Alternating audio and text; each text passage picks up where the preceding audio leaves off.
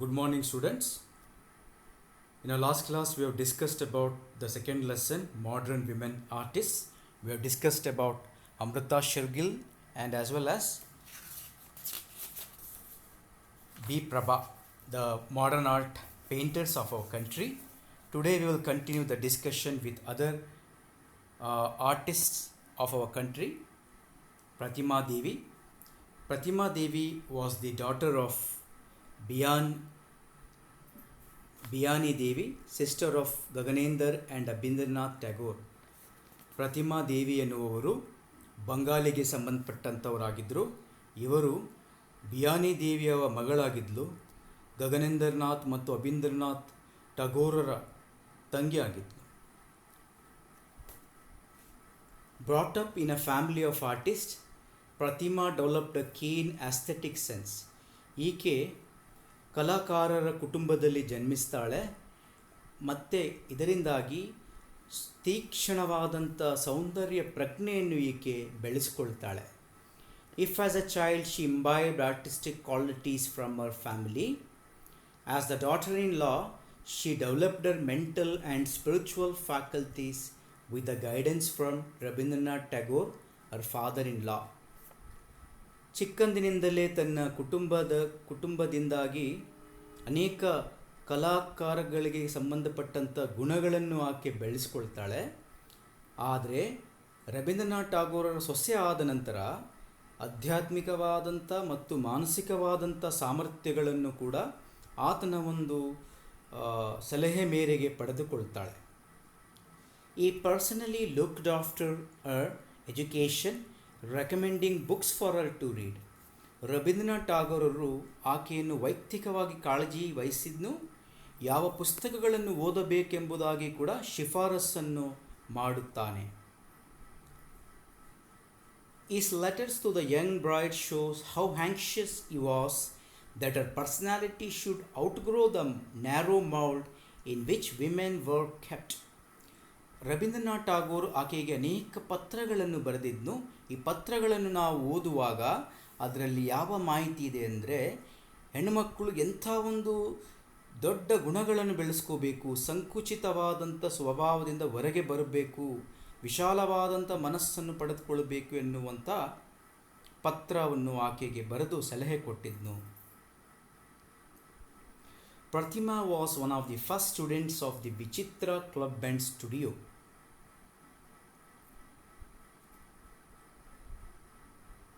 She learned painting from Nandalal Bose, and this interest in art remained till the end of her life.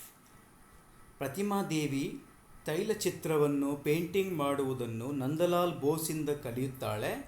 ಈ ಕಲೆ ಆಕೆ ಸಾಯುವವರೆಗೆ ಇದನ್ನು ಮುಂದುವರಿಸಿಕೊಂಡು ಹೋಗ್ತಾಳೆ. Accompanying Rabindranath Tagore and her husband, she traveled to many distant places. Ravindranath Tagore ಒಟ್ಟಿಗೆ ಈಕೆ ಮತ್ತು ಆತನ ಗಂಡನೊಟ್ಟಿಗೆ ಅನೇಕ ದೂರದ ಪ್ರದೇಶಗಳಿಗೆ, ಜಿಲ್ಲೆಗಳಿಗೆ, ದೇಶಗಳಿಗೆ ಅವರು ಪ್ರಯಾಣ ಮಾಡ್ತಾರೆ ಮತ್ತು ಅನೇಕ ವಿಷಯಗಳನ್ನು ಈ ಪ್ರಯಾಣದಿಂದ ಈ ಪ್ರತಿಮಾ ದೇವಿಯವರು ಕಲೀಲಿಕ್ಕೆ ಸಾಧ್ಯವಾಯಿತು. She would try and learn a new craft whenever she went and would incorporate these into the curriculum at Shilpa Sadan. ಇಲ್ಲಿ ಪ್ರಯಾಣದಲ್ಲಿ ಕಲಿತಂಥ ಕಲೆಗಳನ್ನು, ಸುಗಮ ಶಾಸ್ತ್ರೀಯ ವಿಷಯಗಳನ್ನು ವಿಶ್ವಭಾರತಿ ಅಥವಾ ಶಾಂತಿನಿಕೇತನ್ ವಿಶ್ವವಿದ್ಯಾಲಯದಲ್ಲಿ ಬಂದ ನಂತರ ಪಠ್ಯದಲ್ಲಿ ಈ ವಿಷಯಗಳನ್ನು ಈಕೆ ಸೇರಿಸ್ತಾ ಇದ್ಲು.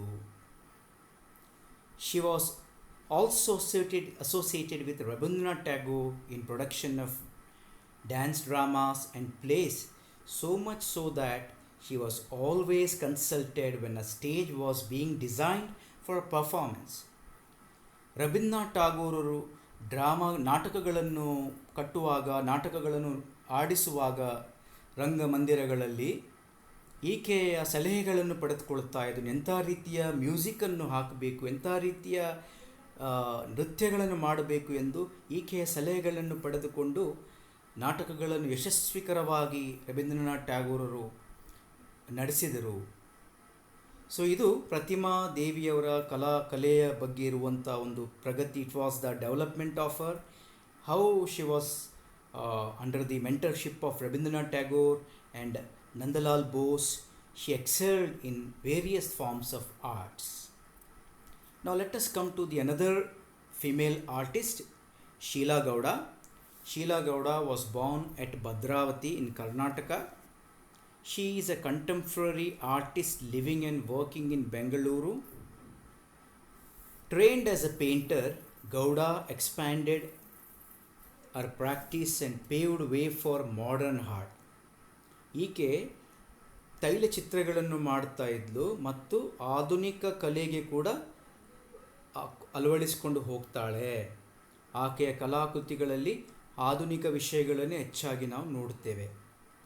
Sculpture installation, art and photography, showcasing urban and rural India. ಅನೇಕ ಕಲಾಕೃತಿಗಳನ್ನು ಆಕೆ ಮಾಡಿದ್ಲು, ನಿರ್ಮಿಸಿದ್ಲು. ಮತ್ತು ಫೋಟೋಗ್ರಫಿಯನ್ನು ಕೂಡ ಎಕ್ಸಿಬಿಷನ್ ಮಾಡಿದ್ಲು. ಈ ಆಕೆಯ ಕಲಾಕೃತಿಗಳಲ್ಲಿ ಯಾವುದರ ಮೇಲೆ ಅವಲಂಬಿತವಾಗಿರ್ತದಂದರೆ ಆಧುನಿಕ ಸಮಯದ ಭಾರತ ಆಗಿರ್ಬೋದು ಮತ್ತು ಈ ರೂರಲ್ ಇಂಡಿಯಾ ಅಥವಾ ಹಳ್ಳಿಗಳನ್ನು ಕೂಡ ಆಕೆ, ಗ್ರಾಮೀಣ ಪ್ರದೇಶಗಳನ್ನು ಕೂಡ ಆಕೆ ತನ್ನ ಕಲಾಕೃತಿಗಳಲ್ಲಿ ಪ್ರಚುರಪಡಿಸುತ್ತಾಳೆ.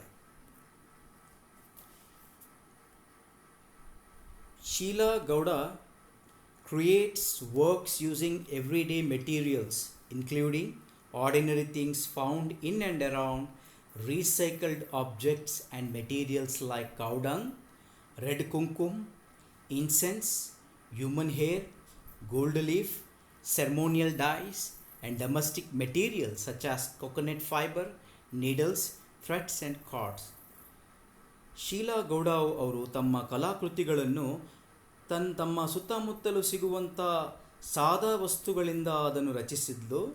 ಉದಾಹರಣೆಗಾಗಿ ಸೆಗಣಿ, ಕುಂಕುಮ ಪುಡಿ ಮತ್ತು ಅಗರಬತ್ತಿಗಳು, ಮನುಷ್ಯರ ಕೂದಲುಗಳು, ಬಂಗಾರದ ಎಲೆಗಳು, ವಿಭಿನ್ನ ರೀತಿಯಾದಂಥ ಡೈಗಳು ಅಥವಾ ವಿಭಿನ್ನ ರೀತಿಯಾದಂಥ ಬಣ್ಣಗಳು ಮತ್ತು ಮನೆಯ ವಸ್ತುಗಳು.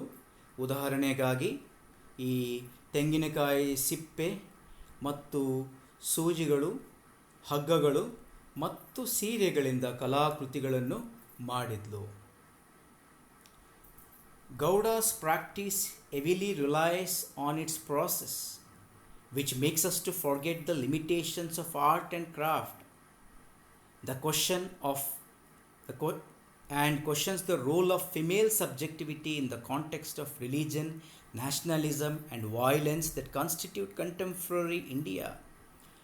ಶೀಲಾ ಗೌಡ ಅವರ ಕಲಾಕೃತಿಗಳಲ್ಲಿ ಅನೇಕ ವಿಷಯಗಳ ಬಗ್ಗೆ ಆಕೆ ಅದರಲ್ಲಿ ಪ್ರಶ್ನಿಸ್ತಾಳೆ. ಮುಖ್ಯವಾಗಿ ನಮ್ಮ ಆಧುನಿಕ ಭಾರತದಲ್ಲಿರುವಂಥ ರಾಷ್ಟ್ರೀಯತೆ, ಹೆಣ್ಣು ಮಕ್ಕಳ ಮೇಲೆ ಆಗುವಂಥ ಹಿಂಸೆಗಳು ಮತ್ತು ಸಮಕಾಲೀನ ಭಾರತದಲ್ಲಿ ಆಗುವಂಥ ಬದಲಾವಣೆಗಳ ಬಗ್ಗೆ, ಧರ್ಮದ ಬಗ್ಗೆ ಆಕೆಯ ಕಲಾಕೃತಿಗಳು ಮಾತಾಡುತ್ತವೆ, ಪ್ರದರ್ಶಿಸುತ್ತವೆ.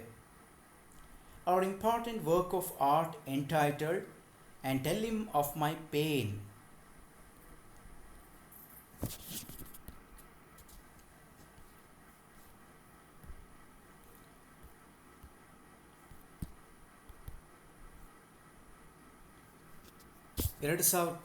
ಆಕೆಯ ಪ್ರಮುಖವಾದಂಥ ಕಲಾಕೃತಿ ಹೆಸರು "and tell him my pain", ನನ್ನ ನೋವನ್ನು ಹೇಳಿ.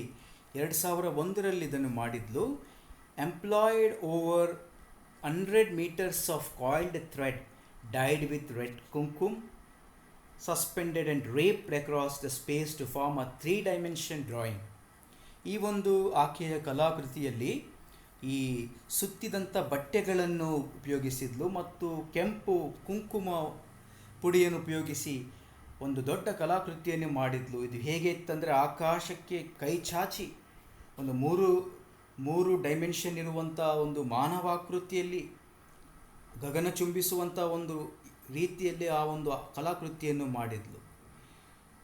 The work gives reference to India's mixed culture and the textile industry, traditional parts of women's life, lived experience, to highlight the pain of female domestic life in a patriarchal society.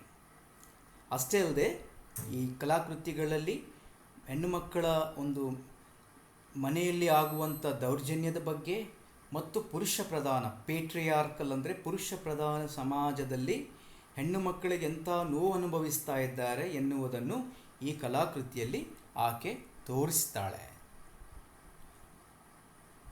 So ಹೀಗೆ ನಮ್ಮ ಭಾರತ ದೇಶದಲ್ಲಿ ಅನೇಕ ಹೆಣ್ಣು ಮಕ್ಕಳು ಕಲಾಕೃತಿಗಳನ್ನು ಮಾಡಿದರು.